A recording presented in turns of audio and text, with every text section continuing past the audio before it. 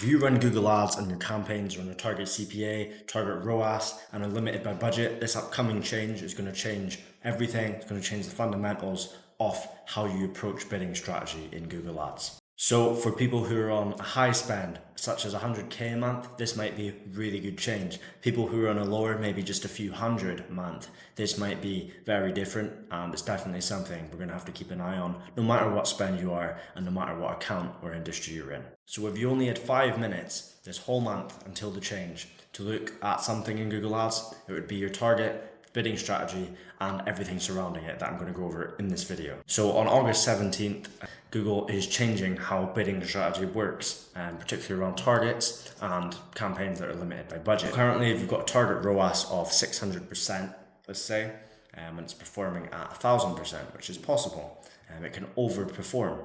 So it finds a nice cushion that works and a bit extra, and it performs at a very strong level.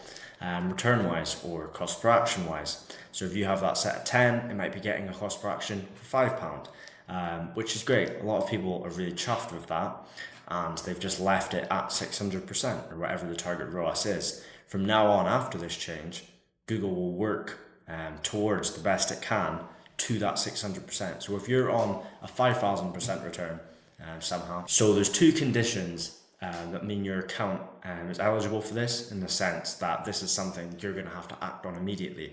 Everyone will have to act on it long term, because inevitably you're going to have a campaign with a target ROAS and a limited by budget, for example, which are the two conditions. First of all, you need to have a target bidding strategy, so target cost per action or a target ROAS. And following that, if your account has limited by budget, in the campaign screen, you'll see it's got limited by budget. It's like this little red alert.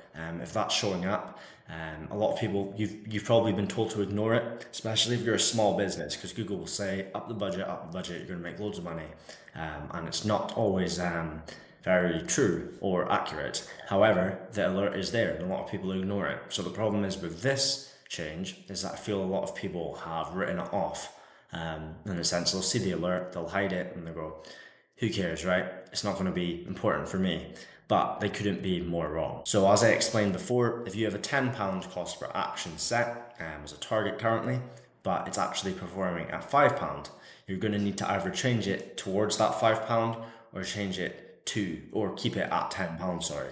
So it depends on your economics of your business, whether you want to scale, how performance is going currently, but make sure you're not acting on a very short period time worth of data.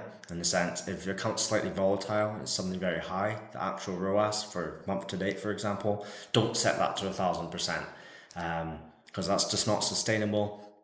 Google will work towards it, of course, because it is a target, but that might see spend, and if it's not actually sustainable, it's not going to be a good move long term. I'd also keep an eye, even if you're 100% sure what you're going to do. So let's say you set the target to £5, you're going to need to watch that and monitor that over the coming weeks after the change, just to make sure that it's not ceased any spend, or it's gone the other way and it's not spending too much and it's economically viable for your business, because that is ultimately the goal. We want commercial success, not just the figures in the platform.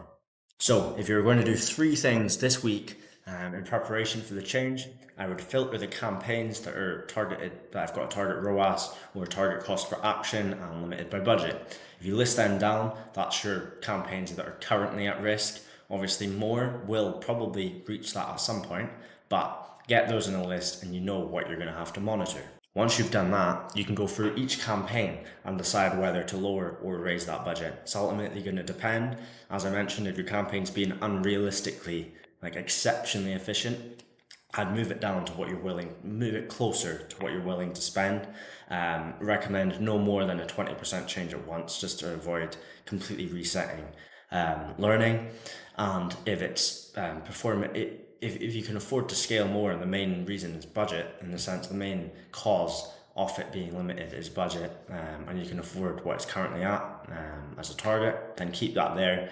Try and raise the budget, and Google will help you scale your spend. So once you've gone through each campaign and you know what you're gonna do for each of them, I'd make sure to go into each of them, just change those budgets targets slowly, or budgets. If you're raising the budget, just make sure to keep checking in.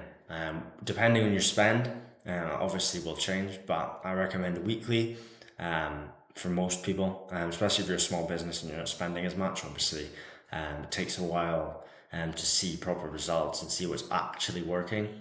But just keep an eye on it, and as long as it's still spending and it's not tanked in any way, then you'll be grand. And worst case scenario, you make the wrong decision and you can always change it back and try and recoup that. So I hope this video was helpful. I know it's quite a quick one, but I just thought I'd go through it quickly for people who are wondering and curious about the change. Because when I first seen the alert pop up, as someone who works in Google Ads literally every single day for hours, I was like, oh, I wonder what this is. And I've been reading into it. There's a lot of confusion in the community.